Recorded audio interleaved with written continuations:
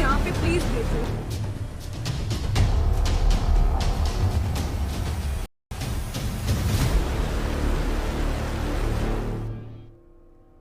नमस्कार, आप देख रहे हैं के न्यूज इंडिया। मैं हूं आपके साथ शांतनु त्रिपाठी। महायुद्ध की आज, क्योंकि रूस और यूक्रेन के बीच जंग लगातार जारी है और इस युद्ध की आज कहां तक होगी इसी पर बात करेंगे। और महायुद्ध क्योंकि लगातार चल रहा है, इसी बीच कई छात्र भी फंसे हुए हैं, लेकिन रूस और यूक्रेन के बीच जो महायुद्ध चल रहा है इसकी आज कहां तक पहुंचेगी इसी पर आज करेंगे बात। और आपको बता दें कि रूस और यूक्रेन के बीच जंग का 7वां दिन है। लगातार 7वें दिन भी रूस का यूक्रेन पर हमला जारी है। रूस और यूक्रेन के बीच शुरू हुआ युद्ध अब भारत के लिए बड़ी चिंता का विषय बनता जा रहा है।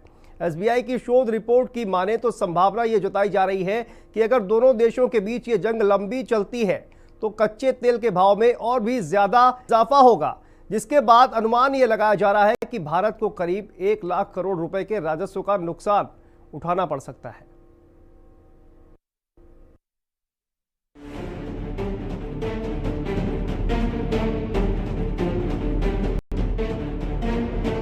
रूस और यूक्रेन के बीच शुरू हुई जंग का असर साफ तौर पर दिखने लगा है।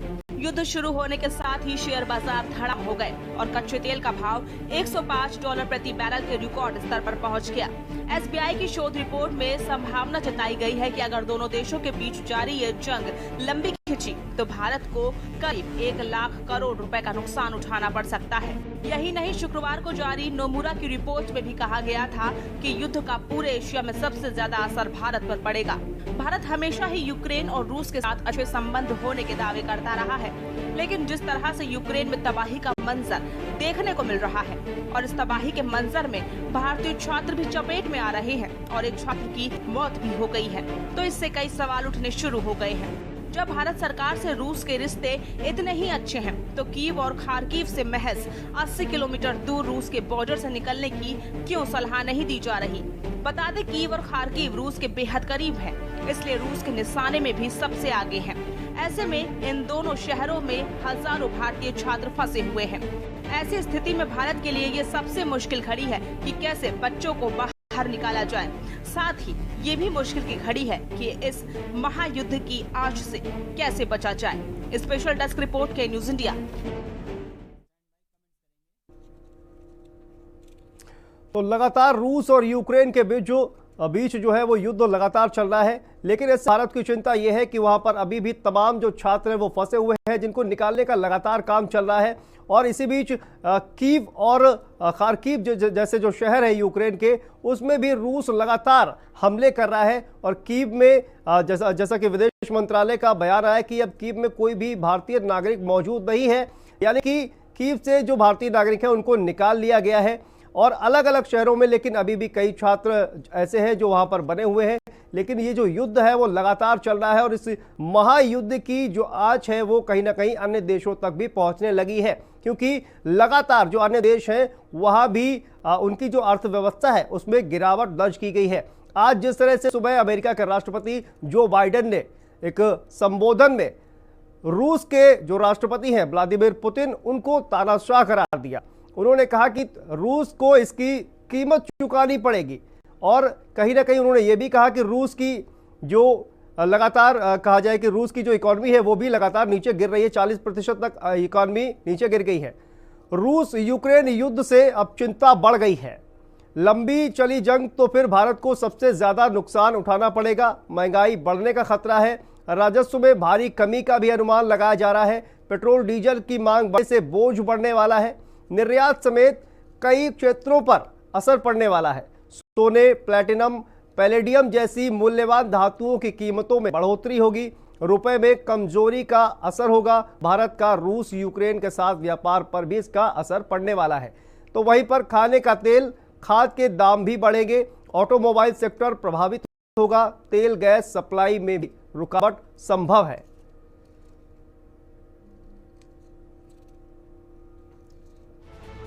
तो महायुद्ध की आज रूस यूक्रेन युद्ध से तमाम चिंताएं बढ़ गई हैं। अगर ये जंग लंबी चली तो भारत को होगा सबसे ज्यादा नुकसान।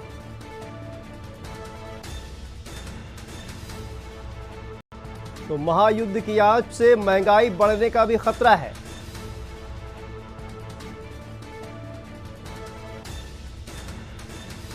उसके अलावा राजस्व में भी भारी कमी का अनुमान लगाया जा रहा है। तो वहीं पर पेट्रोल डीजल की मांग बढ़ने से बढ़ेगा बोझ। और निर्यात समेत कई क्षेत्रों पर इसका असर देखने को मिलेगा।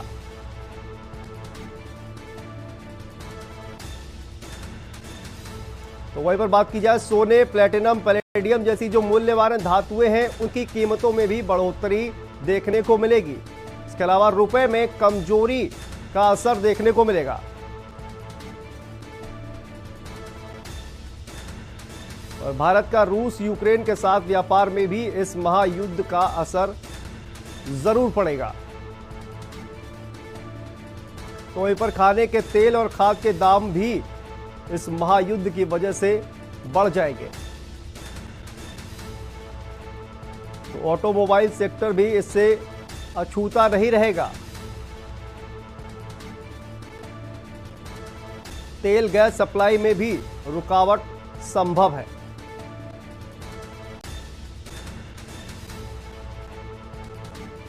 तो रूस और यूक्रेन युद्ध से चिंताएं बढ़ गई है।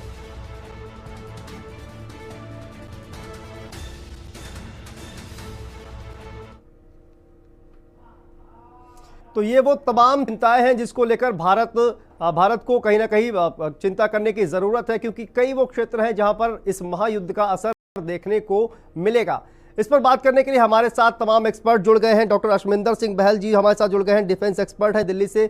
ऋषि निषाद जी जुड़ गए हैं, यूक्रेन से लौटे हुए हैं, ये छात्र हैं। वीरेंद्र भट्ट विदेशी मामलों के जानकार लखनऊ से जुड़ गए हैं। सर, आप सभी का बहुत बहुत स्वागत है। सबसे पहले हम अशमिंदर सर आपके पास आते हैं। अशमिंदर सर, जिस तरह से देखिए ये महायुद्ध तो चल रहा है और कहीं ना कहीं अमेरिका की अब चांदी हो गई, क्योंकि अमेरिका जो चाहता था रूस को कहीं ना कहीं अब आर्थिक रूप से नुकसान पहुंचाना, वो उसमें सफल हो गया है। यूक्रेन तो एक मोहरा है जी। नाटो की ईस्टवर्ड एक्सपेंशन जो शुरू हुई थी 1997 से, उसकी कोई जरूरत ही नहीं थी जब सोवियत यूनियन डिसइंटीग्रेट हो गया था 1991 में, और रशिया काफी वीक था उस समय पे। लेकिन ये जब इन्होंने कंटिन्यू करके पोलैंड, रोमानिया और लिथुविया और एस्टोनिया में भी अपने जो वेपन सिस्टम्स है उनको या उनके जो मिलिट्री फोर्सेस उनको प्लेस करना शुरू किया, तो कहीं ना कहीं रशिया डर गया। और इसी वजह, और यही एक कारण है कि अपनी सिक्योरिटी को देखते हुए रशिया ने इतना बड़ा कदम लिया कि युद्ध किया। तो इसमें नाटो और अमेरिका का पूरा हाथ है, और नाटो और अमेरिका चाहता है ये वॉर खिंचे ताकि अमेरिका जो रशिया है वो इकोनॉमिकली और भी वीक हो जाए और मिलिटरीली भी वीक हो जाए। तो जितना ये वॉर खिंचेगा, अफगानिस्तान बनेगा, यूक्रेन, उतना अमेरिका को फायदा है। जी बिल्कुल, वापस लौटेंगे सर आपके पास। ऋषि, हम आपके पास आते हैं। ऋषि, आप यूक्रेन में रह रहे थे, यूक्रेन से वापस लौटे हैं, किस तरह के हालातों का आपने वहां पर सामना किया, दर्शकों को बताइए। सर, हमारी आवाज आ रही है आपको? जी जी ऋषि, बताएं आप। सर, हम डेनिप्रो सिटी से बिलोंग करते हैं सर, जो कि वो ईस्टर्न साइड में है जी। सर, वहाँ के हालात सर, जब बम्बार्डमेंट हुआ था सर 24 फेब में सर, मॉर्निंग में 5 AM और उसके बाद 7 AM में बम्बार्डमेंट हुआ था सर। 5 AM का सर हम लोग को पता तो नहीं चला था क्योंकि सोए थे हम, बट हलचल हो गई थी हॉस्टल में, कुछ बच्चों जगह थे तो उन लोग को पता चल गया। बट सर व्हेन 7 AM का हुआ, हम उस समय जगह थे, हम अपना विंडो से देखा अपने आंखों से, इवन अपने हम पापा से बात कर रहे थे कि पापा आज मॉर्निंग में बम्बार्डमेंट हुआ था, बट हमें कुछ ऐसा पता नहीं चला। But in the same time 7 AM पे बम्बार्डमेंट हुआ और हमने खुद अपने आंखों से देखा, पापा को भी दिखाया अपने फैमिली को। और सर सिटी में अफरा तफरी के माहौल हो गई थी सर, ATM में लाइन लग गए थे, मॉल्स में से खाने पीने के सामान नहीं थे, 5 से पहले पानी का पूरा खत्म हो गया था सर मॉल से। और सर हमें कम से कम 4 से 5 घंटे लगे मॉल से सामान खरीदने में। हमें लगा कि क्या पता कब इवैक्यूएशन होगा हम लोग का, हमने सोचा कि 10 से 15 दिन का अपना सामान खरीद के रख लेते हैं। उसके सर बाद सर हम 2 दिन तक हम लोग सब बंकर में रहे। रोज रात को नोटिस आया अपने सिटी से, डिपार्टमेंट से, मेयर से, कि रात को 10 बजे से सुबह के 6 बजे तक आपको बंकर में सोना है। उसके बाद सर हम 2 दिन तक सोए सर। उसके बाद हमें लगा कि हमें सिटी छोड़ देना चाहिए, क्योंकि ऑन 26 सर अपने ज़पोरिज़िया में, हमारे सिटी से मात्र 60 किलोमीटर अवे है, वहां से रेड अलर्ट आ गया। रेड अलर्ट सर मतलब कि when Russian army wants to invade at the time when the city give any red alert sir. तो हमने सोचा सर कि अगर रेड अलर्ट ज़पोरिज़िया तक आ गया है, इसका मतलब कि हमारे डेनिप्रो में आने में मुश्किल से 10 से 15 मिनट लगेंगे सर। हमने सर रात को सर अगले दिन मॉर्निंग में सर अपना हॉस्टल छोड़ दिया सर। इवन किसी को बताया, एजेंट को बताया सर, सिर्फ पापा को कहा कि आप हम पर भरोसा रखिए, हम अकेले छोड़ने में, हम अकेले छोड़ सकते हैं कंट्री, सिर्फ हम पे आप भरोसा रखिए। सर हमारे यहाँ से बॉर्डर 1000 किलोमीटर है सर, रोमानियन बॉर्डर। अकेले हम इंडियन थे जिन्होंने सर रोमानियन बॉर्डर का पूरा ट्रैवल किया sir 1000 kilometre. Then after Bucharest airport पे सब पहुंचे सर। उसके बीच में सर जो यूक्रेनियन आर्मी थी सर, वो बहुत सही नहीं थी सर, पार्शियलिटी थी सर। तो वो सिर्फ हमें धक्का मुक्का देके सर कैसे भी पीछे कर रहे थे। -5 डिग्री का टेम्परेचर था सर, 10 घंटे तक हम लोग थे लमसम अप्रॉक्स, और सब कोई मतलब कोई हेल्प नहीं सर। सिर्फ किसको पहले लाइन में किया जाता था, छोटे बच्चों को, देन सर फीमेल्स को, देन सर फैमिली को। Even the man always stand A side, thousands of men sir one side, when the numbers of girls, females and family they are coming, nobody's care about the man. This is about the partiality sir on the Ukrainian border. Then after sir, first of all sir, I want to say, while the traveling till the border we face very problems sir. While we travel till border by 3 transports. First we took a train, second we took bus, and third sir we walk approx 6 to 7 kilometers by walk with luggage sir. Very difficult sir to reach the border. And someone saying that we are helping the students. Yes, they're helping, but they helping after the Romania border. We want help on the border on the Ukraine, not after, when we are already save our life. We don't need anyone's help when we already save our life. बिल्कुल। ऋषि वापस आएंगे आपके पास। Virendra sir आपके पास आते हैं। तमाम तरह की जो बातें निकलकर सामने आ रही हैं, 4 मंत्रियों को भी भेजा गया है अलग अलग जो यूक्रेन से लगे हुए देश है। लेकिन सर क्या ये नहीं हो सकता है कि रूस का जो बॉर्डर है वो बेहद नज़दीक है और वहाँ से छात्रों को वहाँ पर भेजा जाए और वहाँ से फिर उनको रेस्क्यू किया जाए? वीरेंद्र सर देखिए, सेकेंड वर्ल्ड वॉर के बाद ये पहला मौका है, करीब हो गए हैं 80 साल, जब यूरोप की धरती पर इतने बड़े पैमाने पर शरणार्थी और डिस्प्लेसमेंट हो रहा है, रेफ्यूजीज को माइग्रेट करना पड़ रहा है जी। इस दुनिया की सबसे बड़ी जो कामयाबी मानी जाती थी कि सेकेंड वर्ल्ड वॉर के बाद यूरोप ने अपने सदियों पुराने झगड़े बढ़ाए, जो है झगड़े हल किए और यूरोपियन यूनियन बना। उसका नाम पहले EEC था जो बाद में EU हो गया जी। तो दुनिया में स्टेबिलिटी, दुनिया में गरीबी से लड़ने, दुनिया में पॉलिटिकल स्टेबिलिटी, इकोनॉमिक स्टेबिलिटी में यूरोप की स्टेबिलिटी का बहुत बड़ा योगदान था। लेकिन सोवियत यूनियन के डिसइंटीग्रेशन के बाद से लगातार नेटो, अमेरिका का, वेस्ट यूरोप का लगातार ये कोशिश रही है कि रूस की घेरेबंदी की जाए। और जैसा अभी बहर साहब ने कहा कि नेटो का ईस्टवर्ड एक्सपेंशन किया जाए, और रशिया लगातार इसका विरोध कर रहा था। 2015 में रशिया ने यूक्रेन के क्रीमिया पे हमला करके, जो क्रीमिया का जो सोवियत यूनियन का सबसे बड़ा नेवल बेस था, उस पे कब्जा कर लिया। उस समय वेस्ट और अमेरिका कुछ नहीं कर पाए। और दूसरी बात ये कि जनवरी 23 को अमेरिकन गवर्नमेंट ने बकायदा, क्योंकि पहले अमेरिकन गवर्नमेंट ने एडवाइजरी जारी कर दी थी, और जनवरी 23 से वेस्ट यूरोप और अमेरिका के सरकारों ने अपने अपने डिप्लोमेट्स और उनकी फैमिली को यूक्रेन से, कीव से बाहर निकालना शुरू कर दिया था। सबको मालूम था ये होने जा रहा है, और यानी American were making a self fulfilling prophecy. उनको मालूम था ये होने जा रहा, वो जिसकी भविष्यवाणी कर रहे थे। तो ये जो संकट है ये होना था, it was waiting to happen. और अब रशियन गवर्नमेंट का केवल, और रशियन मिलिट्री का एक ही ऑब्जेक्टिव मुझे लगता है कि वो यूक्रेन को डीमिलिटराइज करेंगे, उसकी आर्मी को, एयरफोर्स को, नेवी को बिल्कुल वो न्यूट्रलाइज करेंगे, ताकि वो इस लायक ना रहे कि वो किसी मिलिट्री अलायंस का मेंबर बन सके, नेटो का, नॉर्थ अटलांटिक ट्रीटी ऑर्गेनाइजेशन। तो और ये युद्ध अब निर्णायक मोड़ पे आ रहा है। अगर मॉस्को से 64 किलोमीटर लंबा मिलिट्री कॉन्वॉय अगर कीव पहुंच रहा है, तो जाहिर है कि वो वहां पे वो पर्यटन के लिए नहीं जा रहे हैं, पूरी जितनी उनकी मिलिट्री माइट है उसकी तैयारी से वो पहुंच रहे हैं। और ये खबर आ ही रही है कि वहां के 2 बड़े शहरों पे उन्होंने कब्जा कर लिया है। लेकिन सबसे बड़ी बात यह है कि सेकेंड वर्ल्ड वॉर के बाद पहली बार इतना बड़ा रिफ्यूजी क्राइसिस यूरोप की धरती पे पैदा हुआ है। पिछले 20 सालों से अफगानिस्तान से और इराक से, सीरिया से और लिबिया से, मिडिल ईस्ट से और अफ्रीकन देशों में, या अभी हाल में अभी हाल में यमन से, जहां जहां सिविल वॉर हुई है या अमेरिकन इंटरवेंशन हुआ है या अन्य कारणों से जो वहां पॉलिटिकल इंस्टेबिलिटी थी, उसके कारण लाखों की संख्या में रिफ्यूजी यूरोप जा रहे थे। आज यूरोप में रिफ्यूजी पैदा हो रहे हैं और 5 लाख से ज्यादा रिफ्यूजी तो पोलैंड पहुंच चुके हैं। और खाली पोलैंड में नहीं, रोमानिया में भी हैं, बुल्गारिया में भी हैं, जर्मनी भी पहुंचेंगे और कुछ और रशियन फेडरेशन के ये जो CIS के मेंबर है वहां भी पहुंचेंगे।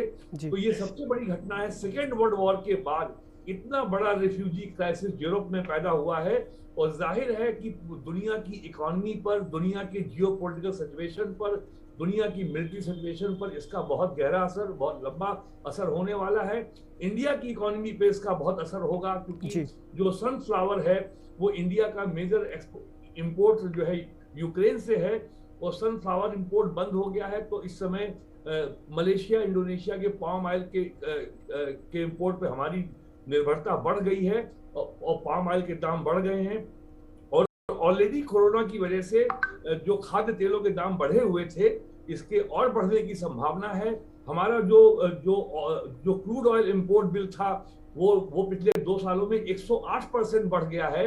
39 बिलियन डॉलर से बढ़ करके वो 86 बिलियन डॉलर पहुंच गया है। अगर इसी तरह से दाम बढ़ते रहे तो इट में क्रॉस इवन 100 बिलियन डॉलर जो हमारा ऑयल इंपोर्ट बिल है। तो इंडियन इकोनॉमी जो ऑलरेडी 2 साल से कोरोना के असर से हमारी 0 ग्रोथ थी और हमारी इकोनॉमी अभी मार्च 2020 के लेवल पर अभी हमारी फुल रिकवरी नहीं हुई है। और इस रिकवरी के होने के पहले ये संकट जो आ गया है, ये निश्चित ही भारत की अर्थव्यवस्था के लिए बहुत घातक होने वाला है। जी ठीक है। ऋषि कुछ कहना चाह रहे थे। ऋषि कुछ क्या कहना चाह रहे थे, उसके बाद आप अश्विंदर सर आपके पास आते हैं। जी ऋषि। सर हम लोग इतना चीज बातें कर लेते हैं सर, बट सर हम ये एक कंक्लूजन पे नहीं कर सकते हैं कि खार्किव से सबसे पास में रशियन बॉर्डर है, क्यों नहीं हम खार्किव को इवैक्यूएट करते हैं एज सून एज। क्यों हम मेरे दोस्तों की मौत पर क्यों हम लोग चर्चा कर रहे हैं सर? क्यों नहीं हम लोग रशिया से बात कर मात्र 100 किलोमीटर है सर, वहां से क्यों नहीं इवैक्यूएट कर रहे हैं सर? ठीक है ऋषि। अश्विंदर सर जी आप जिस तरह से ऋषि ने कहा है कि वहां से क्यों हम जी इसका जवाब दीजिए सर। देखिए जरूर यूक्रेन के अंदर खामियां रही हैं प्लानिंग और कोऑर्डिनेशन में, और खासकर जब युद्ध का माहौल बना हुआ है तो शायद एम्बेसी के लोग भी घबरा रहे होंगे बाहर जाने के लिए, तो इस वजह से भी शायद वो हेल्प ना कर पा रहे हों। और इसी वजह से 4 मिनिस्टर्स को अब भेजा गया है पोलैंड, स्लोवाकिया, हंगरी और रोमानिया में। और ये जो बहुत ही अच्छी बात इस बच्चे ने कही है कि जो खार्किव है उसके पास रशिया है और जो कीव है उसके पास बेलारूस है। जी हाँ, अभी हमारी गवर्नमेंट ने बात करी है, ये लास्ट 2 दिन के अंदर, कल और आज के अंदर बात करी है हमारी गवर्नमेंट ने, रशिया के साथ भी, यूक्रेन के साथ भी और बेलारूस से भी बातचीत चल रही है। तो रशिया ने, जहां तक मुझे पता चला है, पता नहीं ये कंफर्म्ड है कि नहीं, पर मुझे पता चला है कि रशिया ने कहा है या आश्वासन दिया है कि वो अपना बॉर्डर खोल देगा। जो खार्किव से बच्चे आना चाहते हैं रशिया के थ्रू तो वो आ सकते हैं। वो वहां से सिर्फ 150 किलोमीटर दूर बॉर्डर है, जबकि आप अगर वेस्ट साइड जाएंगे तो हजारों किलोमीटर पड़ जाएगा। और दूसरा जो बेलारूस है बॉर्डर कीव से, वो भी सिर्फ 150 किलोमीटर है और बेलारूस ने अभी तक कोई हामी भरी नहीं है और बेलारूस से बातचीत भी चल रही है। तो ये एक ताजा स्थिति जो मुझे पता चली है, जो मैं आपके साथ शेयर करना चाहता था। जी बिल्कुल। और कहीं ना कहीं ये रूस जो है वो लगातार इन 2 शहरों पर सबसे ज़्यादा उसका फोकस है, खासकर कीव की बात की जाए और खार्किव की बात की जाए। कीव पर ज़्यादा से जल्दी कब्जा करने की कोशिश कर रहा है और ये खबर आ रही थी कि बहुत बड़ा हमला भी कीव पर कर सकता है। लेकिन आज जिस तरह से वीरेंद्र सर, आज जिस तरह से अमेरिका के राष्ट्रपति जो बाइडेन ने जो एक बयान दिया, उस पर रूस पर उन्होंने कई आरोप भी लगाए और अंजाम भुगतने की धमकी भी दी। इस पर आप क्या कहेंगे? देखिए, अब आज के दौर में जो सैंक्शंस शक्ति हैं उनका केवल एक ही मकसद होता है कि आर्थिक रूप से उस देश की कमर तोड़ना। जिस तरीके से अमेरिका ने सारी रशियन फ्लाइट्स को पे बैन लगाया है, अपनी एयर स्पेस पे एंट्री पे बैन लगाया है, जिस तरीके से जो रशिया को जो इंटरनेशनल फाइनेंशियल ट्रांजैक्शंस का जो पूरा सिस्टम है, जो इकोसिस्टम से रशिया को बाहर किया है, और जो स्विफ्ट बैंकिंग नेटवर्क है, society for world wide interbank telecommunication, जिसके चलते अब रशिया से ना तो पैसा बाहर आ सकता है और ना पैसा उससे किसी अन्य देश से रशिया जा सकता है। और जिस तरीके से अमेरिकन कंपनीज के ऊपर रोक लगाई गई है कि वो रशिया में ट्रेड नहीं कर सकते, और रशिया के जितने यूरोप में, अमेरिका में जितने एसेट्स है उनको फ्रीज किया गया है। तो और जिस तरीके से रशिया अपने रूबल की जो उसकी करेंसी को की स्टेबिलिटी बचाए रखने में डॉलर खर्च कर रहा है, तो और अब तक जो है करीब 20% फॉल हो चुका है रूबल में, और रशियन गवर्नमेंट ने इंटरेस्ट रेट भी बढ़ा दिए हैं, जो करीब 20% कर दिए हैं। रशिया में लगातार जो रूबल में जो लगातार डेप्रिसिएशन हो रहा है, उससे रशिया में महंगाई बढ़ेगी। महंगाई बढ़ने से रशियन गवर्नमेंट के ऊपर पॉलिटिकल प्रेशर बढ़ेगा, क्योंकि उनके देश में डोमेस्टिक अनरेस्ट पैदा होगा। और अब तक जो खबरें आ रही हैं कि रशिया के विभिन्न शहरों से लगभग 6000 लोग जो वॉर का विरोध कर रहे हैं उनको गिरफ्तार किया जा चुका है। तो इस समय तो और अगर ये मामला जल्दी हल नहीं होता है तो निश्चित ही रशिया के सामने एक बड़ा आर्थिक संकट पैदा होगा। और जैसा कि खबर आई थी कि रशिया ने करीब $650 बिलियन का वॉर चेस्ट तैयार किया था वॉर से निपटने के लिए, लेकिन रशिया के सेंट्रल बैंक ने एक बैंक के लिए इस वॉर चेस्ट को कैश कर पाना अब शायद थोड़ा मुश्किल हो जाए। जो आज नई सैंक्शंस अनाउंस की है यूएस प्रेसिडेंट ने, कुल मिलाकर के स्थिति गंभीर होने वाली है रशिया की अर्थव्यवस्था के लिए, और जाहिर है इसका असर बहुत पड़ेगा वर्ल्ड की इकोनॉमी पर, क्योंकि यूरोप की कंपनीज का और अमेरिकन कंपनीज का भी काफी इन्वेस्टमेंट है, और रशिया ने जो यूरोपियन इन्वेस्टमेंट है उसको भी रशिया से बाहर ले जाने पर रोक लगा दी है। तो इसका बहुत गंभीर नुकसान यूरोप की और अमेरिका की इकोनॉमी पे होगा, केवल रूस को नहीं होगा। और इस सबका असर जो ग्लोबल इकोनॉमिक रिकवरी है उसके ऊपर इसका बड़ा एडवर्स इम्पैक्ट होगा, बड़ा प्रतिकूल प्रभाव पड़ेगा। और इस वॉर का नुकसान पूरे दुनिया को भुगतना पड़ेगा। रूस और यूक्रेन को तो हो ही रहा है, यूक्रेन का तो बड़ा हिस्सा इंफ्रास्ट्रक्चर का नष्ट हो गया है, और उनका जितना और जो उनकी जितनी वॉर मशीन थी, इंफ्रास्ट्रक्चर था, आर्मी का, एयरफोर्स का, ऑयल डंप है, even hospitals have been attacked in Kyiv and other cities, even maternity ward has been attacked. तो इसका सीधा नुकसान तो बहुत ज्यादा हुआ है कीव को, लेकिन दुनिया की इकोनॉमी को इसके बहुत गंभीर खतरे और बहुत गंभीर नुकसान झेलने के लिए एकदम तैयार रहना चाहिए। ठीक है सर, अश्विंदर सर आपके पास आते हैं। जिस तरह से कीव पर कब्जा करने की कोशिश कर रहा है रूस, लेकिन कहा जा रहा है कि कीव का जो कहा जाए कि जो नक्शा है, जहां वहां की गलियां जो है, इतना आसान नहीं होगा रूस के लिए बहुत आसानी से वहां पर कब्जा करना, क्योंकि वहां पर ऐसी सड़कें, ऐसी गलियां हैं जहां पर टैंक जो है वो अंदर नहीं जा सकते। तो कितना मुश्किल होने वाला है। और यूक्रेन के नागरिकों को तो आप देख ही रहे हैं किस तरह से रूस की सेना के सामने बहादुरी से खड़े नजर आ रहे हैं। आपने बिल्कुल सही बोला है। इसको अर्बन गोरिल्ला वॉरफेयर कहते हैं या अर्बन वॉरफेयर भी कहते हैं। यहाँ पे एक स्ट्रीट की फाइटिंग होती है। अगर कल आपने सुना प्रेसिडेंट ऑफ यूक्रेन की जो स्पीच थी यूएनजीए के अंदर, तो उन्होंने कहा था कि एक फ्रीडम स्क्वायर नहीं होगा, हम हर स्ट्रीट को फ्रीडम स्क्वायर बनाएंगे। यानी कि वो चाहते हैं कि जितने भी सिविलियंस हैं वो भी आर्म्स लें और हर स्ट्रीट पे रशियन फोर्सेस के ऊपर एट्रिशन किया जाए। एट्रिशन का मतलब उनकी फौजों को नुकसान हो, रशियन फौजों को नुकसान हो। और चाहिए क्या? आपको एंटी टैंक मिसाइल्स चाहिए, और आपको अगर हेलीकॉप्टर से अटैक हो रहा है, अटैक हेलीकॉप्टर से, तो स्टिंगर्स चाहिए।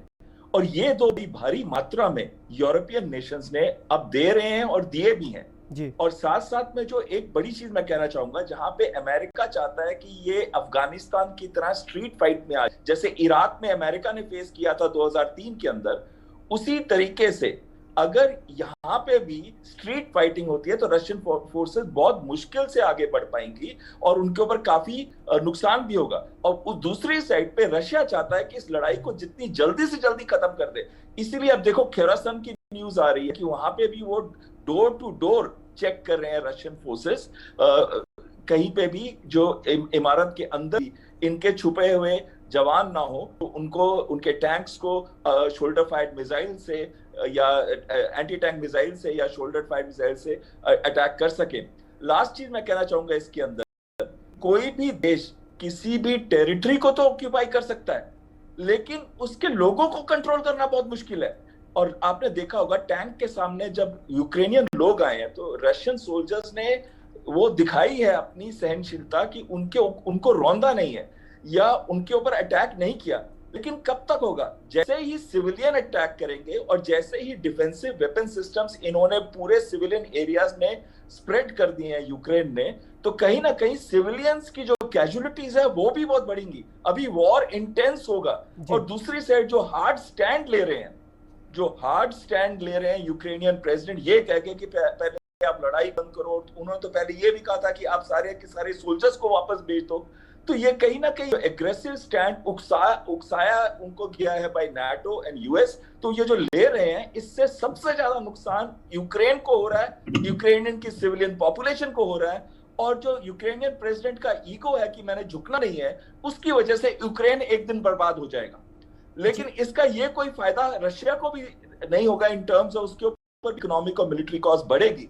तो रशिया चाह रहा है कि जितनी जल्दी से जल्दी, इसीलिए जो 64 किलोमीटर की लंबी लाइन आपने देखी जो टैंक्स की, व्हीकल्स की, सोल्जर्स की, कीव के बाहर और खार्किव में तो अब पैराट्रूपर्स को भी ड्रॉप किया गया और वर्चुअली स्ट्रीट फाइटिंग शुरू हो गई। और खेरसान में तो वर्चुअली ऑक्यूपेशन रशियन फोर्सेस ने कर ही दिया, ओडिशा पे तो कर ही दिया है। तो इस तरीके से एक ईस्टर्न साइड जो है जो खार्किव से शुरू होगी, लुहांस्क, डोनेस्क और आएगी मारियापोल तक, ये वाला एरिया वो लिबरेट करके एक काइंड ऑफ बफर जोन बनाने के को अपना एंड समझ रहे हैं और रजीम चेंज जो कीव में कर सके, ये अपना एक एंड स्टेट शायद रशिया के मन में है। ठीक है, इसी बीच आपको कि हमारे साथ आलोक भदौरिया जी भी जुड़ गए हैं और आलोक भदौरिया जी आपके पास आएंगे, लेकिन फिलहाल आप सभी लोग हमारे साथ बने रहिए। फिलहाल वक्त है एक छोटे से ब्रेक का और ब्रेक के बाद फौरन हाजिर होते हैं।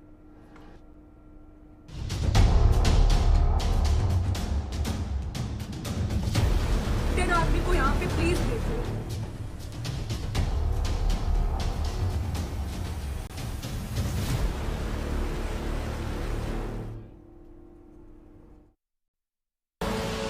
आप देख रहे हैं के न्यूज, खबरों का सारथी। जुबान के लिए उड़ चला गैरों की ज़मीं पर, खुशबू अपने पन की ढूंढता और दूर कितना भी जा, इस जुबान से दूर ना जा पाओगे। विमल, बोलो जुबान Kesari.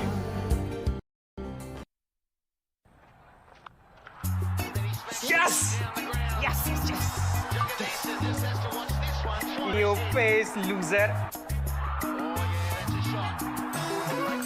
See you in soccer.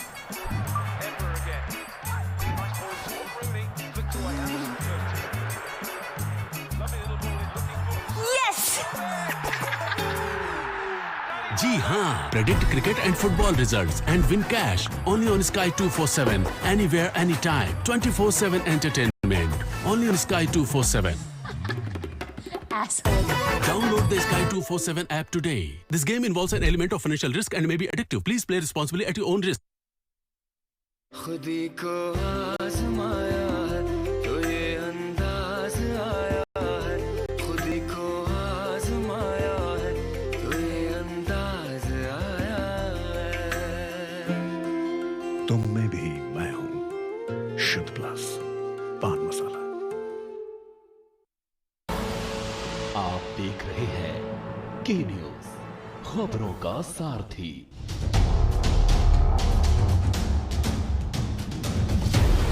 आदमी को यहाँ पे प्लीज भेजो।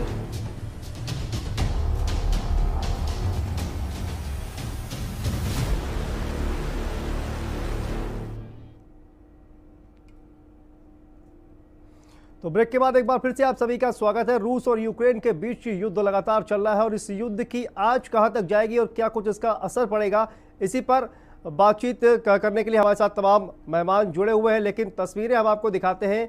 ये तस्वीरें खार्किव शहर की तस्वीरें हैं जहां पर किस तरह से तबाही हुई है।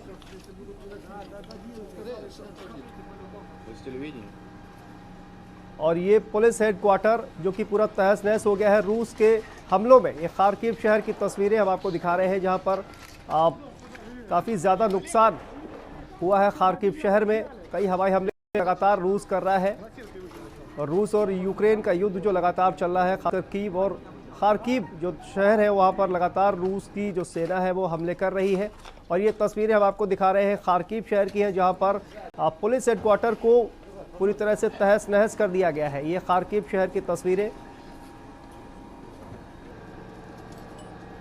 और इसी पर चर्चा करने के लिए हमारे साथ तमाम मेहमान जुड़े हुए हैं। आप सभी का एक बार फिर से स्वागत है। और आलोक भदौरिया जी भी हमारे साथ जुड़ गए हैं, विदेश मामलों के जानकार हैं। आलोक भदौरिया जी, बहुत बहुत स्वागत है आपका। सर, सवाल आपसे यही है कि जिस तरह से युद्ध जो चल रहा है, अभी तक खबर ये आ रही थी सर कि यूक्रेन जो है वो यूरोपीय यूनियन में शामिल हो जाएगा, नाटो में शामिल हो जाएगा। तो सर, सबसे बड़ा जो कहा जाए कि कारण है युद्ध का, रूस ये नहीं चाहता है कि ऐसा हो, लेकिन अगर ऐसा होता है तो फिर ये युद्ध और कितना आगे जाएगा और इसके क्या दुष्परिणाम देखने को मिलेंगे? आलोक जी, देखिए, रूस के लिए ये सबसे पहले मैं देर से जुड़ने के लिए मैं माफी मांगता हूँ, है ना। और महत्वपूर्ण मुद्दा ये है कि ये युद्ध कितने दिन चलेगा जी। इसमें सवाल यह है कि युद्ध कितने दिन चलेगा, इसका एक अंदाज इससे लगाया जाता है कि अमेरिका रूस की इकोनॉमी को नष्ट करने में लगा हुआ है जी, नंबर 1। नंबर 2, अगर यूक्रेन यूरोपियन में नाटो में चला जाता है, अभी तो यूरोपियन यूनियन की बात हो रही है, फिर अंततः इनका उद्देश्य होगा कि इसको नाटो में शामिल कर लें। अब अगर नाटो में शामिल कर लेते हैं तो अब आप ये मान करके चलिए कि रूस का 80% कारोबार जो ब्लैक सी और यहाँ से होकर निकलता है वो नहीं कर पाएगा। रूस की सेना भी कैसे मूव करेगी? टर्की ने पिछले दिनों 1936 का कन्वेंशन लागू कर दिया है। उस लागू करने का मतलब ये है कि अब रूस के जो जहाज हैं, लड़ाकू वाले जो शिप हैं, जो उसको कैसे, नेवी वाले जो शिप हैं जो हम वो कैसे मूव करेंगे, उसके लिए उसको हर बार वहां से अनुमति लेनी होगी टर्की से। और आपको ये बता दें कि टर्की नाटो का सदस्य है। अब ये कैसे करेगा? ब्लैक सी से मेडिटेरियन सी अगर आपको पहुंचना हो तो वहां पर टर्की का दखल है। वो 2 क्षेत्र, अगर वो टर्की वहां पर रोक देता है तो रशिया तो वहां पर कहीं व्यापार ही नहीं कर पाएगा। और रशिया का 80% कारोबार इसी माध्यम से होता है। तो सवाल है, ब्लैक सी का रोल बहुत बड़ा होने वाला है भी और बड़ा होने वाला है। लेकिन अब इसका अंततः नतीजा क्या निकलेगा? लड़ाई, जैसा आपका सवाल था, इसका जवाब ये है, सीधा जवाब ये है, लड़ाई लंबी चलेगी। लड़ाई रशिया को बर्बाद करने की है, लेकिन केवल रशिया ही बर्बाद नहीं होगा, जैसे हमारे कुछ पैनलिस्ट ने साथ में कहा भी है। देखिए, इसकी वजह से ग्लोबल इकोनॉमी ढहेगी। मैं कह रहा हूं कि ढहेगी, मैं ये नहीं कह रहा हूं कि ग्लोबल इकोनॉमी को झटका लगेगा, मैं कह रहा हूं ढहेगी। अमेरिका से लेकर यूरोपियन यूनियन, तमाम देश वैसे ही महंगाई से परेशान है। अब अगर उनको ये महंगा नेचुरल गैस से लेकर सारी चीजें, क्रूड अगर ये महंगी होती हैं तो इसका असर क्या होगा? अब हमको यहाँ पर एक चीज और समझनी पड़ेगी, जो मेरा एक अनुमान है, जो मेरा एक विश्लेषण है, जो मैं ये देख पा रहा हूं। अमेरिकन शेल कंपनियां बड़े पैमाने पे तेल का उत्पादन कर रही थी। हुआ क्या, 4 साल पहले अमेरिका तेल का एक्सपोर्टर हो गया था, इंपोर्टर के बदले एक्सपोर्टर हो गया था शेल गैस की वजह से। अमेरिका का अरबों डॉलर का इन्वेस्टमेंट था। लेकिन हुआ क्या, वो सारी की सारी शेल कंपनियां दिवालिया हो गई। इसकी वजह क्रूड जो बास्केट थी, पेट्रोलियम जो बास्केट थी, उसके रेट कम होना। अब अगर युद्ध होता है तो उसके रेट तो बढ़ेंगे। उसके रेट बढ़ेंगे तो क्या अमेरिका के क्या शेल कंपनियां फिर से नहीं आ जाएंगी इस धंधे में? तो अब हमको ये भी समझना पड़ेगा। इसलिए लड़ाई ये लंबी लड़ेंगे, लेकिन एक खतरा है। एक खतरा यह है कि जो मेरे पास मुझे जो जानकारी मिली है वो ये है कि स्विफ्ट से इन्होंने रशिया को बाहर कर दिया है। ये एक गंभीर स्थिति है, रूस के लिए बेहद गंभीर स्थिति है। लेकिन साथ ही साथ इसका एक हमको दूसरा पहलू भी समझना पड़ेगा। रूस ने भी एक स्विफ्ट जैसा एक सिस्टम एडॉप्ट कर लिया है। तो अब अगर रूस और अगर चाइना का अगर इस तरीके का अगर व्यापार अगर होने लगे, उसके तहत जी डिजिटल, हम लोग जिस डिजिटल करेंसी की अगर बात कर रहे हैं, अगर वो होने लगे तो उसका क्या असर पड़ेगा। दूसरी चीज, अब हमको ये समझना पड़ेगा कि भारत ने अभी तक एक ऐसा रुख अख्तियार कर रखा है 2014 से क्रीमिया पर उसके कब्जे से लेते हुए कि भारत ने अभी तक कोई अपना मत नहीं जाहिर किया जी। वो एब्स्टेन हो गया है। यूएनजीसी की मीटिंग में भी, इससे पहले भी यूएनएससी की जो मीटिंग हुई थी उसमें भी वो एब्स्टेन हो गया था, लेकिन ये रुख तक कायम रख सकता है। अब सवाल ये है कि अगर ये रुख कायम रखता है तो क्या अमेरिका काट सकता भारत को? अब भारत को भी कोई ना खेलना पड़ेगा, या रशिया के साथ में जाएगा या अमेरिका के साथ जाएगा। अगर रशिया के साथ में जाता है, जो भारत की मजबूरी है कि लगभग आपके पैनलिस्ट ने भी पहले बताया, और ये जो चाहिए है कि लगभग 49% हथियार और रक्षा सामग्री के लिए भारत और उसके तमाम अब 400 जिसका खूब जबरदस्त प्रचार किया गया था, अभी तक क्यों भारत ने एक आ पाया है, बाकी आने हैं, 4 और आने हैं।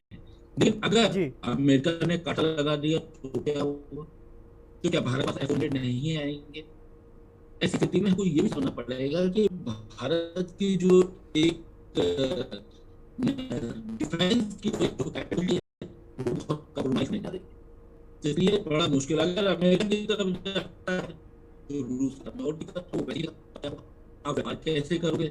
व्यापार से लेकर रक्षा सामग्री से लेकर उसको आप नजरअंदाज नहीं करते। रूस के तबाह होने का मतलब है कि वर्ल्ड इकोनॉमी पर जबरदस्त फर्क पड़ेगा। इसको मैं थोड़ा सा स्पष्ट करना चाहूंगा। जो कैपिटल इनफ्लो है वो हमेशा युद्ध काल की स्थिति में वो अमेरिका की तरफ से वापस चला जाता है, यानी इमर्जिंग मार्केट का बहुत बुरा हाल होने जा रहा है। अगर हम कारोबारी तरीके से देखें, अगर यहाँ पर इन्वेस्टमेंट नहीं आएगा तो एफडीआई कैसे आएगी? अगर एफडीआई नहीं आएगी तो आप क्या करेंगे? और जो है फॉरेन इन्वेस्टर भारत में इन्वेस्ट कर रखा है, मनी नहीं, तब क्या होगा? आपको जानकारी में होगा कि 60,000 करोड़ रुपए एफआईआई निकाल लिए, चार्ज में अभी नहीं हुआ है। तो में जो इंस्टीट्यूशनल इन्वेस्टर थे उन्होंने काफी पैसा लगाया, तो ये असर पूरी दुनिया पे आएगा और बहुत गंभीर असर आएगा। ठीक है आलोक सर, वापस लौटेंगे आपके पास। सर आपका ऑडियो सब ठीक नहीं आ पा रहा है, वापस लौटेंगे आपके पास। ऋषि आपके पास आते हैं। ऋषि, चूंकि आप वहां पर रहकर आए हुए हैं, आपने जमीनी जो हालात है वो देखा है, आपको क्या लगता है कि सरकार को इसके अलावा और कौन से ऐसे कदम उठाने चाहिए? तो सबसे ज़्यादा जो मुश्किल काम है वो ये है कि जो शहर के अंदर, कहा जाए कि यूक्रेन के अंदर जो छात्र फंसे हुए हैं उनको किस तरह से बॉर्डर पर लेकर आया जाए, सबसे बड़ा एक कहा जाए कि परेशानी का कारण ये है। और जो रेस्क्यू के अलावा जो छात्र हैं उनको बॉर्डर तक पहुंचाने के लिए और किस तरह के कदम उठाने चाहिए और क्या क्या ज़रूरतें, जो ज़रूरी कदम है वो उठाने चाहिए रेस्क्यू के अलावा? ऋषि सर अभी हम फिलहाल 2-3 दिन पहले सर हम बॉर्डर क्रॉस किए हैं, उसके हिसाब से हम बताना चाह रहे हैं सर, इंडियन एम्बेसी को, अदर इंडियन गवर्नमेंट को एक एम्प्लॉय बॉर्डर पे, यूक्रेन बॉर्डर पे एम्प्लॉय करना चाहिए सबसे पहले, फर्स्ट ऑफ ऑल जी। एंड सेकंड सर, जहां इस साइड में कॉलेजेस हैं, मेडिकल कॉलेजेस, उनको बोलना चाहिए स्ट्रिक्टली कि आप थ्रू ट्रेन इवैक्यूएट करना स्टार्ट कर दीजिए, क्योंकि सिटीज में in and out through transport ये ब्लॉकेज है सर। फर्स्ट ऑफ ऑल बस से आप ट्रांसपोर्ट नहीं कर सकते ईस्टर्न साइड में, जैसे खार्किव हुआ, डेनिप्रो हुआ, ज़पोरिज़िया हुआ, टर्नोपिल हुआ, वहां आप इन आउट ट्रांसपोर्ट नहीं कर सकते थ्रू। और क्योंकि सर वहाँ हमारे फ्रेंड्स हैं, अभी हम सिर्फ 3 दिन पहले बॉर्डर क्रॉस किए हैं सर, और आज ही कल ही हम इंडिया आए और आज सर हमें उत्तर प्रदेश गवर्नमेंट ने हमें ड्रॉप किया घर पे। इसके हिसाब से सर हम सिर्फ ये कहना चाहते हैं कि हर एक बॉर्डर पे इंडियन एम्प्लॉय होना चाहिए, बच्चों बॉर्डर क्रॉस करने में हेल्प करें। सेकेंड, हर यूनिवर्सिटी को जो ईस्टर्न साइड में है यूनिवर्सिटी, उनको स्ट्रिक्टली बोलना चाहिए कि ट्रेन से बच्चों को इवैक्यूएट करना स्टार्ट कर दें through Odesa, to the Odesa and from Odesa to the Israel border near Romania sir. That must sir. ठीक है, वीरेंद्र सर आपके पास आते हैं। जैसा कि आलोक सर ने कहा कि भारत का रुख क्या होगा, भारत अगर रूस के साथ जाता है तो अगर अमेरिका के साथ जाता है तो क्या असर इसका देखने को मिलेगा अगर भारत किसी एक कहा जाए समूह की तरफ बढ़ने की कोशिश करता है तो? देखिए ये संकट या ये धर्म संकट हमारे देश के सामने कोई नया नहीं है जी। 1979 में जब सोवियत रशिया ने अफगानिस्तान को इन्वेड किया था, उस समय भी भारत के ऊपर ये बहुत दबाव था कि आप सोवियत रशिया, तब वहाँ कम्युनिस्ट पार्टी का शासन था, कि सोवियत इन्वेजन को भारत कंडेम करे। उस समय इंदिरा गांधी प्राइम मिनिस्टर बन गई थी 1980 में, लेकिन उसके और रूस की सेनाएं वहाँ लगभग 10 साल तक रही, लेकिन भारत ने कभी भी सोवियत यूनियन के अफगानिस्तान के इन्वेजन को कभी कंडेम नहीं किया, लेकिन ये जरूर कहा कि हम इसको अप्रूव नहीं करते। एट द सेम टाइम जो CIA और अमेरिकन स्पॉन्सर्ड जो तालिबान लड़ रहे थे सोवियत रशिया की आर्मी से, ये अफगानिस्तान पाकिस्तान बॉर्डर के जरिए, जहां से अमेरिकन ने बिलियंस ऑफ डॉलर के हथियार तालिबानियों को उपलब्ध कराए, तो भारत सरकार ने हमेशा कहा कि हम इसके ऊपर भी हमारी कड़ी आपत्ति है। और अगर पिछले 20 साल में यूक्रेन का इतिहास देखें तो यूक्रेन ने हर इंटरनेशनल फोरम पर भारत का विरोध किया है। कश्मीर के मामले में उसने हमेशा पाकिस्तान का साथ दिया है। आर्टिकल 370 के मुद्दे पर भी उसने यूएनओ में भारत के खिलाफ स्टैंड लिया था जी। और वैसे हमारे लिए ट्रेड, व्यापारिक रिश्तों के लिहाज से और डिफेंस के कारोबार के लिहाज से हमारे लिए यूक्रेन और सोवियत रशिया दोनों ही महत्वपूर्ण हैं। यूक्रेन से हमारा बहुत बड़ा ये एडिबल ऑयल का इंपोर्ट है और कुछ हमारा जो है मिलिट्री हार्डवेयर का भी इंपोर्ट है, लेकिन ज्यादा नहीं है। तो इसमें जो है, जो हमारी अब तक की पॉलिसी रही है वो नॉन अलाइनमेंट की रही है। हमारा इक्वी डिस्टेंस है, हम किसी के पक्ष में खुल के नहीं है। यूएन सिक्योरिटी काउंसिल की बैठक में अमेरिका वो इंडिया ने इससे एब्सटेन किया, चाइना ने भी किया, यूएई ने भी किया। तो ये हमारे लिए तो हमारे ऊपर इस तरह का कोई दबाव नहीं है, बट हमारे सामने केवल एक ही दबाव है कि हम अपने मिलिट्री, इकोनॉमिक, पॉलिटिकल और ट्रेड रिलेशंस को कैसे प्रोटेक्ट करें। और इंटरनेशनल लॉ का सीधा नियम होता है, कोई भी इसमें ऑल्टरिज्म नहीं होता है, कोई परोपकार नहीं होता है। हर देश केवल अपना ही कलेक्टिव इंटरेस्ट के लिए काम करता है। तो रशिया का नुकसान हो या यूक्रेन का नुकसान हो, इसमें भारत का कोई हित नहीं है। और हमारा हित तो इसमें है कि ये लड़ाई और ये विवाद जितना जल्दी हल हो सके उतना अच्छा है। वेस्ट यूरोप तो झेल लेगा, उसकी इकोनॉमी में इतनी रेजिलियंस है, लेकिन भारत की इकोनॉमी में या जो इमर्जिंग इकोनॉमीज हैं, इवन टर्की की इकोनॉमी का बहुत बुरा हाल है। और उसका तो हाल बहुत ही बुरा है। जो उसकी जो करेंसी है लीरा, वो तो बहुत ही वीक हो चुकी है और वहां पे इन्फ्लेशन जो है 30% के ऊपर चल रहा है। इंडिया में तो केवल 6% है। तो हमारे इंटरेस्ट में तो केवल यही है कि जितना जल्दी से जल्दी हो इस मामले का पटाक्षेप हो, इस मामले का हल हो। और मुझे लगता है कि अगर कीव में रशियन आर्मी का कंप्लीट टेक ओवर हो गया और जैसा कि बादल साहब ने कहा, सिविलियंस के रेजिस्टेंस को दबा पाना बड़ा मुश्किल काम होगा। और रशियन गवर्नमेंट लगातार मेंटेन कर रही है कि वो सिविलियन कैजुअलिटीज नहीं चाहते। और अगर सिविलियन कैजुअलिटीज हुई तो पूरे दुनिया में रशिया के खिलाफ जो है विरोध और बदनामी बढ़ेगी।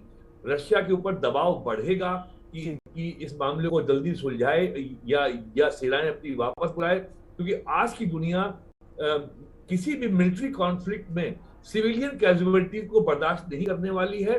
लेकिन यहाँ ये भी बता दूं कि अमेरिका ने क्या किया है पिछले 20 साल में। अफगानिस्तान में, इराक में, सीरिया में या लीबिया में लाखों लोग मारे गए हैं। अभी पिछले 20 सालों में लाखों लोग अपना घर छोड़ने को मजबूर हुए हैं। 10 लाख लोग तो सीरिया के केवल यूरोप में शरणार्थी बने हैं। 10 लाख लोग टर्की में पड़े हुए हैं। कई लाख लोग लेबनान में हैं, कुछ और बड़ी संख्या में लोग इराक में हैं, कुछ इजिप्ट में हैं। तो जो पाप American forces second world war के बाद से दुनिया में कर रही हैं, इन्होंने क्या किया था 20 साल? वियतनाम में लाखों लोगों मारे गए थे, वियतनाम को इन्वेड किया था, 10 साल वहां पड़े रहे, इनके हजारों सैनिक मारे गए और आज भी इनके कई हजार सैनिक लापता हैं और उनका कोई अता पता नहीं है। तो जो इतिहास है अमेरिकन फोर्सेस का या नेटो कंट्रीज का, वो बहुत ही रक्त रंजित इतिहास है जी। और उसकी तुलना में रूस का इतिहास इतना बुरा नहीं है, लेकिन एट द सेम टाइम जो यूक्रेन का invasion that can not be defended और रूस को और ये दुनिया को मालूम था, अगर आप यूक्रेन को नेटो में घसीटेंगे, नेटो में शामिल करेंगे तो रूस की ओर से इसका रेजिस्टेंस होगा, ये सबको मालूम था। ईयू तक बात बन जाती है, आपने हंगरी को शामिल कर लिया, बुल्गारिया को शामिल कर लिया, रोमानिया को शामिल कर लिया, जो बाल्टिक सी रिपब्लिक हैं लैटविया, लिथुआनिया और एस्टोनिया को शामिल कर लिया, रशिया ने बर्दाश्त किया, पोलैंड को भी शामिल कर लिया, लेकिन यूक्रेन है ये जो है अब पानी नाक के ऊपर निकल गया, इसलिए ये नौबत आई है। जी बिल्कुल, और कहीं ना कहीं कोरोना के बाद ये जो युद्ध है वो कहीं ना कहीं जो पूरे दुनिया की जो इकोनॉमी है उस पर भी बहुत बुरा असर डालने वाला है। आप सभी बने रहिए हमारे साथ। फिलहाल यहाँ पर वक्त एक बहुत छोटे से ब्रेक का, और ब्रेक के बाद फौरन हाजिर होते हैं।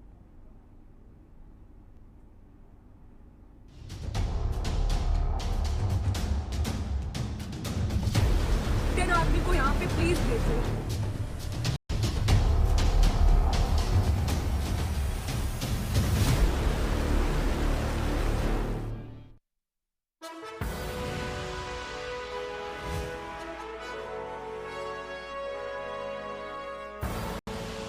आप देख रहे हैं के न्यूज, खबरों का सारथी।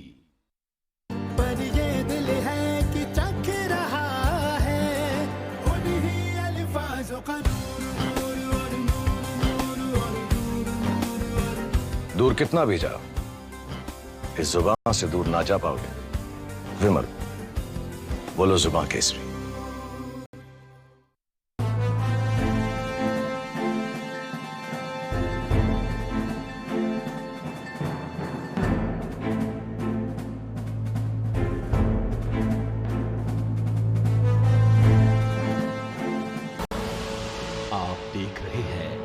के न्यूज, खबरों का सारथी।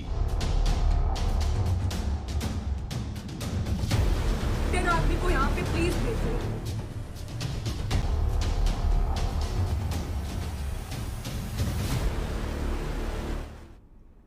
और ब्रेक के बाद एक बार फिर से आप सभी का स्वागत है। और उसी बीच एक बड़ी खबर गोंडा से आ रही है। आपको बता दें कि यूक्रेन में फंसा हुआ छात्र जैनुद्दीन अपने घर पहुंचा है और परिजनों को छात्र जैनुद्दीन अंसारी ने पूरी आप बीती सुनाई है। यूक्रेन के हालात काफी भयावह है और लोग दहशत में है। मकसनवा का रहने वाला है छात्र। तो यूक्रेन में फंसा छात्र जैनुद्दीन अपने घर पहुंच गया है। राहत की खबर कहीं ना कहीं परिजनों के लिए, और परिजनों को छात्र ने अपनी आप बीती सुनाई है। यूक्रेन के हालात काफी भयावह है, लोग दहशत में हैं और तस्वीरें भी कहीं ना कहीं ये बयान कर रही हैं कि वहां पर हालात किस तरह के हैं। लगातार जो गोलीबारी है, बमबारी है, वो लगातार चल रही है। लेकिन इस बीच राहत की खबर भारत के उन परिवारों के लिए जो अपने बच्चों की राह देख रहे हैं। जिस समय रशिया और यूक्रेन का वार चल रहा था उसमें हम लोग फंस गए थे, तो हम लोग वहां से निकलना चाहिए। तो हम लोग अपने ही तरफ से पूरा खर्च करके रोमानिया बॉर्डर पे पहुंचे। रोमानिया बॉर्डर पहुंचने के बाद जब हम लोग को एंट्री मिली तो वहां से हम लोग को इंडियन एम्बेसी और इंडियन के थ्रू हम लोग को सब कुछ सुविधा दिया गया। तो लगातार भारत के जो छात्र हैं वो यूक्रेन से हिंदुस्तान पहुंच रहे हैं और कहीं ना कहीं ये राहत की खबर है उन तमाम परिवारों के लिए जो अपने बच्चों की राह देख रहे हैं, क्योंकि बच्चे यूक्रेन में फंसे हुए हैं। और महायुद्ध की क्या आंच होगी, इस पर लगातार हम चर्चा कर रहे हैं और हमारे साथ तमाम एक्सपर्ट जो है वो बने हुए हैं। अश्विंदर सर, आपके पास वापस आते हैं। सर, जिस तरह से तमाम तरह की बातें निकलकर सामने आ रही थी कि रूस जो है वो हमला करेगा, एक स्पेशल कहा जाए कि बम की बात हो रही थी, आपने सुना होगा वैक्यूम बम, क्या वो इसका इस्तेमाल करेगा सर, और ये क्या होता है ये भी आप दर्शकों को बताइए। देखिए, वैक्यूम बम एक थर्मोबैरिक बम है जी। इसमें दो धमाके होते हैं। पहले धमाके से एक डार्क क्लाउड बनता है और उसी से जनरेट होता है दूसरा धमाका, जिससे ये इसमें कार्बन फ्यूल का इस्तेमाल किया जाता है और केमिकल्स का इस्तेमाल किया जाता है। और जब दूसरा धमाका होता है तो उससे एक ब्लास्ट वेव निकलती है जो सुपरसोनिक स्पीड से चारों तरफ जाती है और उससे आसपास का एरिया भी पूरा ध्वस्त हो जाता है। यानी कि जो ब्लास्ट वेव जाती है वो इतनी पावरफुल होती है कि वो बिल्डिंग्स और जो भी व्हीकल्स है उनको तबाह कर देती है। और ये एक एरिया वेपन है, ये पॉइंट वेपन नहीं है। और इसका इस्तेमाल ऑलरेडी रूस कर चुका है एक दो जगह पे, जिसकी पिक्चरें हम दूसरे चैनल्स पे भी देख चुके हैं। तो ये जो बॉम्ब है, ये बॉम्ब जो न्यूक्लियर वेपन नहीं है, ये न्यूक्लियर वेपन से मच लोअर है, लेकिन इसका जो इम्पैक्ट है कुछ 1 किलोमीटर तक बहुत ही सीवियर है। तो सर क्या रूस ऐसा कर सकता है? क्योंकि अगर ऐसा रूस ने किया तो जैसा कि सर ने बताया था कि सिविलियंस को अगर किसी भी तरह का नुकसान होता है, ज्यादा नुकसान होता है, तो फिर रूस की घेराबंदी जो है पूरा विश्व जो है एक तरह से करेगा। तो क्या रूस इस तरह का खतरा मोल लेना चाहेगा? देखिए, रूस के पास चॉइस क्या है जी, उसे ये लड़ाई जल्दी खत्म करनी है जी। आज अगर आप देखें चारों तरफ उसने अपने हवाई हमले बहुत तेज कर दिए हैं, चाहे खार्किव में है, चाहे वो कीव के अंदर है, या शायद दूसरे सिटीज में, बहुत तेजी से वो हवाई हमले कर रहा है। और साथ ही में उसकी जो ग्राउंड फोर्सेस हैं वो एकदम पिवट होके वेट कर रही है फाइनल असॉल्ट की कीव के अंदर। और जब ये असॉल्ट होगा, और जैसे कि यूक्रेनियन प्रेसिडेंट चाहता है कि हर सिविलियन फाइट करे जी, तो इसमें सिविलियंस की कैजुअलिटीज तो होंगी और उनका प्रेसिडेंट खुद एनकरेज कर रहा है उनको फाइट करने के लिए। तो कहीं ना कहीं इसमें उनके प्रेसिडेंट की भी मैच्योरिटी पे थोड़े से डाउट आ जाते हैं कि क्या एक स्टेचर का लीडर, एक नेशनल लीडर चाहेगा कि उसकी पूरी कंट्री ध्वंस हो जाए, क्योंकि वो पावर नहीं छोड़ना चाहता, वो सत्ता नहीं छोड़ना चाहता। तो कहीं ना कहीं ये प्रेशर उसके ऊपर भी उठता है और सिविलियन कैजुअलिटीज होंगी, लेकिन रशिया के पास चॉइस कोई नहीं है। उसको स्ट्रीट फाइटिंग में जाना पड़ेगा, उसको टैंक अंदर ले जाने पड़ेंगे, उसको कीव में तख्ता पलट करना पड़ेगा तब, और साथ ही में ईस्टर्न एरिया है उसको एक बफर जोन की तरह लिबरेट करना पड़ेगा, तभी शायद पॉलिटिकल एंड स्टेट आए, तभी वो नेगोशिएशन टेबल पे बैठेगा जहां पे उसकी पावर इतनी स्ट्रांग होगी कि यूक्रेन के जो भी बचे कुचे नेगोशिएटर होंगे वो उसके साथ उसकी बात को मानने को तैयार होंगे। जी, वीरेंद्र सर आपके पास आते हैं। सर क्या लगता है कि ये जो युद्ध चल रहा है कितना लंबा और चलेगा? और अमेरिका तो चाहता है कि युद्ध लंबा चले क्योंकि उसको कहीं ना कहीं फायदा है, क्योंकि रूस को इससे आर्थिक रूप से काफी ज्यादा नुकसान होने वाला है।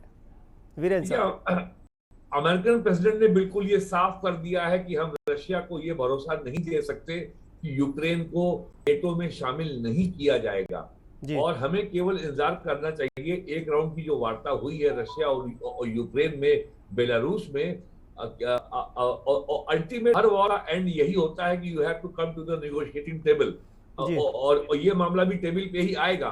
तो we should hope for the best कि नेटो की ओर से और वेस्ट की ओर से अभी बहुत ही एग्रेसिव पोस्चरिंग है, बहुत ही कॉम्बैटिव पोस्चरिंग है अमेरिका की, वेस्टर्न यूरोप की, रूस को कंटेन करने के लिए।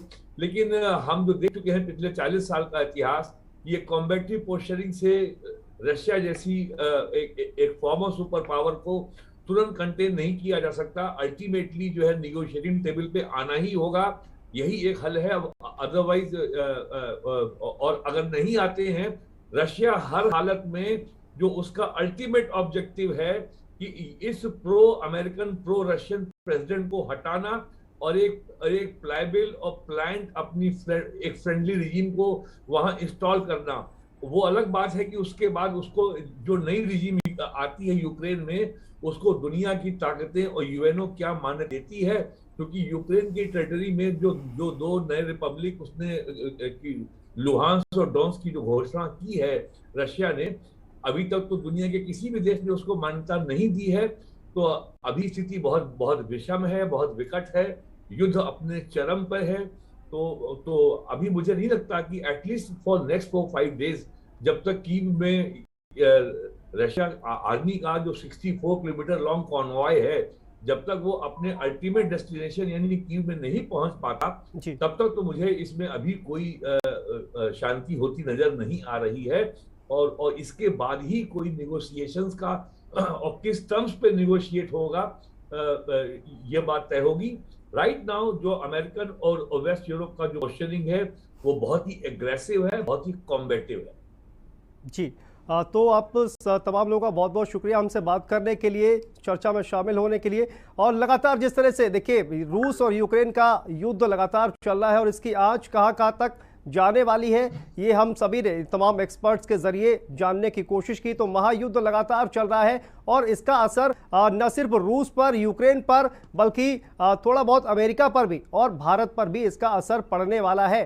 तो ये जल्द से जल्द रूस ये चाहेगा कि ये जो युद्ध है उसको जल्द से जल्द समाप्त किया जाए। वहीं अमेरिका, उसकी पूरी कोशिश ये रहेगी कि इस युद्ध को ज़्यादा से ज़्यादा लंबा खींचा जाए ताकि रूस को आर्थिक रूप से और भी ज़्यादा नुकसान पहुंचाया जा सके। तो महायुद्ध की जो आंच है ये हमने आपको बताया कि कहां तक पहुंचने वाली है। फिलहाल इस खास पेशकश में इतना ही, लेकिन खबरों का सिलसिला लगातार जारी है। आप देखते रहिए के न्यूज़ इंडिया। नमस्कार।